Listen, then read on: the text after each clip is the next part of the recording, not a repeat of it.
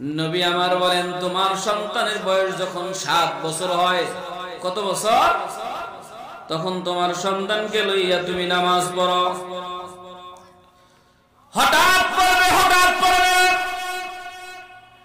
এই আমার উম্মত, তোমার সন্তানের বয়স যখন 10 বছর হয়ে যাবে, 10 বছর হওয়ার পর তোমার সন্তানকে তুমি নামাজের জন্য তাগিদ করো। তোমার সন্তানের বিছানাটাকে তুমি আলাদা করে দাও, তোমার কন্যা সন্তানের বিছানা আলাদা করে দাও, তোমার ছেলে সন্তানের বিছানাকে আলাদা করে দাও।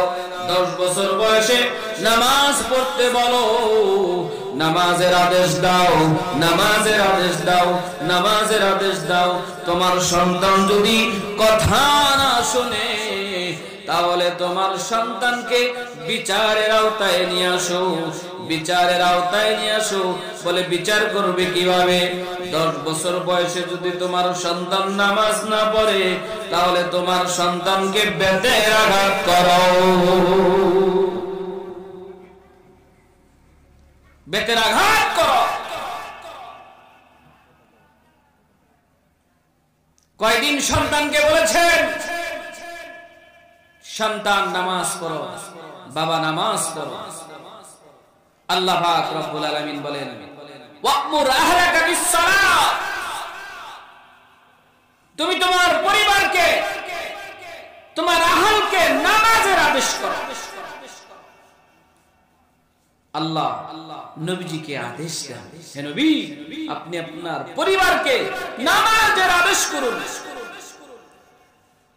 আল্লাহ নবীর মারফতে উম্মতকে, বান্দাকে আদেশ দেয়, হে বান্দা, তুমি নামাজের জন্য তুমি নিজে নামাজ পড়ো এবং তোমার পরিবারকে নামাজের আদেশ করো।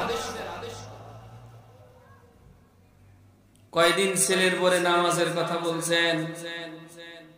চিন্তা করবেন, ছেলের বউকে নামাজের কথা বলবো আর ছেলের বউ আমার প্রতি বেজার হয়ে যাবে। নিজের স্ত্রীকে নামাজের কথা বলবো, আমার স্ত্রী বেজার হয়ে যাবে। স্ত্রী বেজার হতে পারে, সন্তান বেজার হতে পারে, ছেলের বউ বেজার হতে পারে, কিন্তু আমার আল্লাহকে বেজার করা যাবে না, যাবে না। কথা বলেন ঠিক কিনা?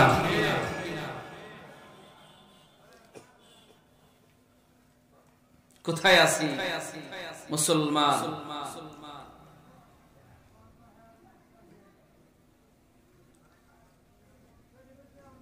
নবী আমার মসজিদের মধ্যে সাহাবীদেরকে নিয়ে এরকম ভাবে বসে ওয়াজ করতেছেন, ওয়াজ আলোচনা করতেছেন, মাহফিল করতেছেন। মাহফিলের বিষয়বস্তু, আলোচনার বিষয়বস্তু হলো নামাজ। নবী বলেন, অমুকে নামাজ আসলো না কেন? অমুকে জামাতে আসলো না কেন? হুজুর অসুস্থ। অমুকে জামাতে আসলো না কেন? হুজুর অসুবিধা আছে, বয়োবৃদ্ধ। অমুকে নামাজ আসলো না কেন? হুজুর অসুস্থ, অসুবিধা আছে। আল্লাহর পয়গম্বর উম্মতদেরকে সামনে লইয়া, সাহাবীদেরকে সামনে লইয়া বলতেছিলেন, তোমরা কি জানো, আমার মনে চায় যারা নামাজ পড়ে না, মসজিদে এসে নামাজ পড়ে না, ওই ঘরের মধ্যে যদি বৃদ্ধ এবং বৃদ্ধা এবং শিশু, বাচ্চা এবং মহিলা যদি না থাকতো, ওই ঘরের মধ্যে আমি নবী আগুন ধরায়া দিতাম। নাউযুবিল্লাহ। ওই চায়ের দোকানে আমি নবী আগুন ধরায়া দিতাম। কত বড় হুঁশিয়ারি! মসজিদের ইমাম যদি বলে, ভাই নামাজে আসেন না কেন, তখন কত কথা শোনাই। আল্লাহকে শুনাইতে পারবেন? আল্লাহকে শুনাইতে পারবেন? আমার আপনার পরিচয় প্রকাশ পায় নামাজ দিয়া। আল্লাহর পয়গম্বর বলেন, আউয়ালু মা ইউহাসাবু বিহিল আবদু ইয়াউমাল কিয়ামাতিস সালাত। ও দুনিয়ার মানুষ, ও আমার উম্মত, তোমরা ভালো করে শুনে রাখো, ভালো করে শুনে রাখো। কিয়ামতের দিন সর্বপ্রথম বান্দার নামাজের হিসাব হবে। এই হাদিস শুনছেন? শুনছেন? এখন তো শুনলেন, বাবা বুঝছেন নি? কিছুই তো শিখেন নাই নাকি? আপনারা সব শিখছেন? গত কিছুদিন আগে নামাজ পড়াইতেছি, একজনের ফোন আসছে। ফোন বর্তমানে সবচেয়ে বড় ভাইরাস। ফোন আসছে, নামাজের মধ্যে ফোনটা রিসিভ করে বলতেছে, এই ফোন রাখো, আমি নামাজে আছি। এই 3 দিন আগের ঘটনা, আমার মসজিদে 3 দিন আগের ঘটনা। কি বললেন? ফোন রাখো, নামাজে আছি। নামাজের মধ্যে হাসুন না কান্দুন কিছুই বুঝি না। এই লোকে আবার 2 দিন আগে আরেকজনের নামাজের মধ্যে ভুল ধরছে, হ্যাঁ বেটা এবকেরা সরায়া দাঁড়াও, চাপায়া দাঁড়াও, এই ভুল ধরছে। বুঝেননি? 2 দিন আগে ভুল ধরছে, পরের দিন আবার ফোনে বলতেছে, নামাজের মধ্যেই বলতেছে।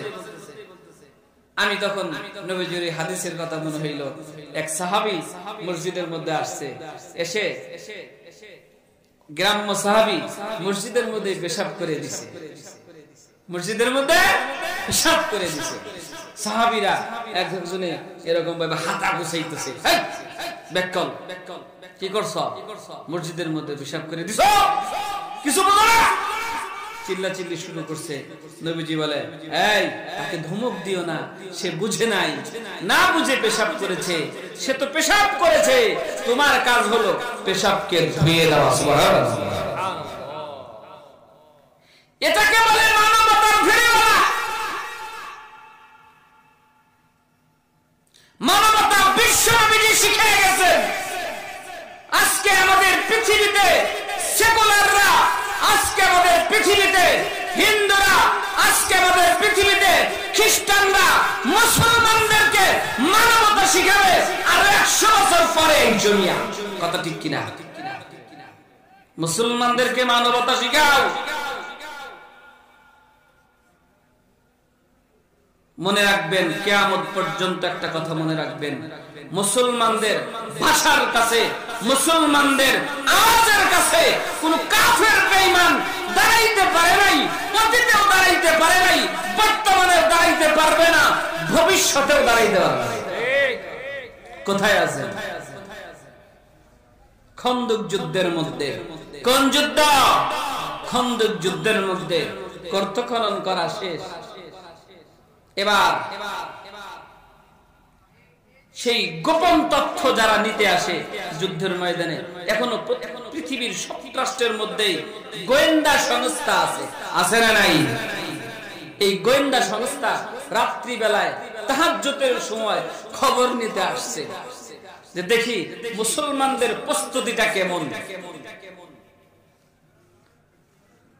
রাত্রি প্রায় 3টা বেজে গেছে। গোয়েন্দা সংস্থা থেকে, খন্দক যুদ্ধের গোয়েন্দা সংস্থা, কাফেরদের পক্ষ থেকে গোয়েন্দা সংস্থা, এই গোয়েন্দা সংস্থা থেকে তারা কি করলেন? খবর নিতে আসলেন মুসলমানদের কোন অবস্থা, মুসলমানরা কি করতেছে, তাদের যুদ্ধের প্রস্তুতিটা কেমন আছে একটু দেখে আসি, খবর নিয়ে আসি। খবর নিতে আসছে, দেখতেছেন সাহাবায়ে কেরাম গভীর রজনীতে রাত্রি বেলায় মেসওয়াক, দাঁত মেসওয়াক করতেছেন। সুবহানাল্লাহ বলেন। সাহাবীরা মেসওয়াক করতেছে, ওযু করবে, তাহাজ্জুদের নামাজ পড়বে, কেউ নামাজে দাঁড়ায় গেছে, কেউ মেসওয়াক করতেছে। সকালবেলা খন্দকের যুদ্ধের মধ্যে ওই পাশে কাফেরদের অবস্থানের মধ্যে গোয়েন্দা সংস্থা সকালবেলা রিপোর্ট করছে, তোমরা যদি জানে বাঁচতে চাও আর দেরি করা যাবে না, এই কেবল সকালের মধ্যে এখান থেকে দ্রুত গন্তব্যস্থান থেকে জায়গা ত্যাগ করতে হবে। আমি গোয়েন্দা সংস্থার প্রধান বলতেছেন, আমি নিশ্চক্ষে দেখেছি কাফেররা, মুসলমানেরা আর কিছু নয়, নিজেদের দাঁতকে ধার দিয়েছে। আজকে সকালবেলা তোমাদেরকে চাবাইয়া চাবাইয়া খেয়ে ফেলবে, আর দেরি করা যাবে না, আর আর দেরি করা যাবে না, এখান থেকে তাড়াতাড়ি জায়গা ত্যাগ করো। তারা তাড়াতাড়ি জায়গা ত্যাগ করে চলে গেল। আল্লাহ পাক রব্বুল আলামিন মুসলমানদেরকে বিজয় দান করলেন। আর জোরে বলুন না সুবহানাল্লাহ। আল্লাহ বলেন কিয়ামত পর্যন্ত আমি কাফিরের দিলের মধ্যে ভয় ঢুকাই দিয়েছি। ভয়, সুবহানাল্লাহ কইতেন না? সুবহানাল্লাহ। দেখতেছেন ফিলিস্তিনের মুসলমানরা মার খাইতেছে না, ফিলিস্তিনের মুসলমানরা মার খাইতেছে না। প্রকৃত মুসলমানদের জান এবং মাল আল্লাহ জান্নাতের বিরুদ্ধে, জান্নাতের বিনিময়ে ক্রয় করে নেয়। সুবহানাল্লাহ। মুনাফিক মুসলমান না, প্রকৃত মুসলমান যারা, তাদের জান এবং মাল আল্লাহ পাক জান্নাতের বিনিময়ে কিনে নিছে। আল্লাহ এটাও ঘোষণা করেছে এই বাইতুল মুকাদ্দাস থেকে, ফিলিস্তিন থেকে একদিন সর্বপ্রথম ইসলামের পতাকা উড্ডীত হবে। জোরে বলুন সুবহানাল্লাহ। যুদ্ধ লাগবে বেশি করে, হাদিসে এটাই কয় বেশি করে লাগবে। হিন্দুস্তানের মধ্যে যুদ্ধ চলে আসবে, মুসলমানরা পঙ্গপালের মতো যুদ্ধে শরীক হবে। এই যুদ্ধ ঠেকাবে কে? ঠেকাবে কে? আমি তো মনে করি এই যে মাঝে মধ্যে হিন্দু বাবুরা যে একটু নাড়া দিয়ে ওঠে, বল্লার চাকের মধ্যে ঢেল দেয়, ঢেল একটু ট্রাই করতে চায় যে দেখি মুসলমানদের, বাংলাদেশের মুসলমানদের ঐক্য ঈমান মজবুত আছে না নাই। কিছুদিন আগেও ঢেল দিছে, ঢেল দিয়া বর্তমানে বুঝতেছে হায় হায় হায়